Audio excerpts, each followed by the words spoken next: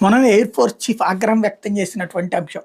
స్వదేశీ విమానాలని చెప్పేసి ఎంఓయూలు కుదురుతున్నాయి గానీ, చేతికి మాత్రం రావట్లేదు విమానాలు. ఎట్లయితే కష్టమని. ఇప్పుడు తాజాగా తేజస్ 2.0 అయితే లైన్‌లోకొస్తుంది. పాకిస్తాన్‌తో ఉద్రిక్తతలు తారాస్థాయికి చేరిన వేళ మన వైమానిక పాఠం మరింత బలోపేతం కాబోతుంది. తేలిక రకం యుద్ధ విమానం తేజస్ తాలూకు అత్యాధునిక MK-1A వేరియంట్ ఈ నెలాఖరుకల్లా ఎయిర్ ఫోర్స్ అమలు పొదిలో చేరబోతుంది.